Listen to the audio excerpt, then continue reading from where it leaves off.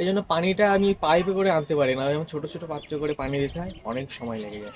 তো ট্যাঙ্কিটা আমি ভাবছি সিঁড়ির ছাদে তুলে নেব, কিছুটা কাজ করা আছে কিন্তু মিস্ত্রির অভাবে আমি করতেই পারছি না। খুব তাড়াতাড়ি করে নেবো, কারণ এই এতগুলো গাছে পানি দিতে অনেক সময় লেগে যায়। তো এখন শীতকাল অসুবিধা হয় না, কিন্তু গরম পড়ে গেলে দুবার করে গাছে পানি দিতে হবে, তখন আমার ভীষণ সমস্যা হয়ে যাবে। ওই জন্য গরম পড়ার আগে আমি ট্যাঙ্কিটা তুলে নেব।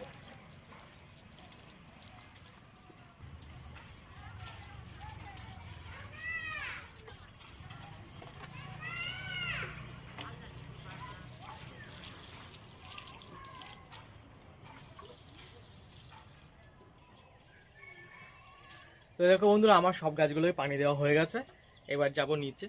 তো চলো নিচে গিয়ে দেখি সকালের কি খাবারের ব্যবস্থা করেছে। আজ সকালবেলা কি খাবার দিয়েছে নাকি? তুমি যা খাও রোজ, পান্তা আর কালকের ডাল আছে, আর এই একটা ঝাল লঙ্কা দিচ্ছি, দাও, পেঁয়াজ কেটে দাও একটা। আর পেঁয়াজ কেটে দিচ্ছি। তো দেখো বন্ধুরা, সকালবেলা নিয়ে নিয়েছি এক থালা পান্তা, আর এখানে দেখো কালকে ডাল রয়েছে। এ ডাল সিদ্ধ ডাল নাকি না রান্না করা ডাল? রান্না ডাল অল্প আছে, কাল খাওয়া হয়ে গেছে। আমার দিদা, আমি উপরে ছাদে যাবো, রোদ্দুরে যাবো। তো দাদা একটা বাটিতে দিয়ে দিবে।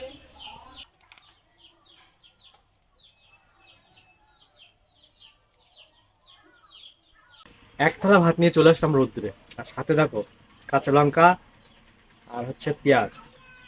তো শীতের সময় ভাতগুলো মানে ভাতে পানি দিয়ে রাখলে একদমই শক্ত শক্ত থেকে যায়, ভাতগুলো অতটা নরম হয় না। গরমের সময় পান্তাটা হেভি লাগে খেতে।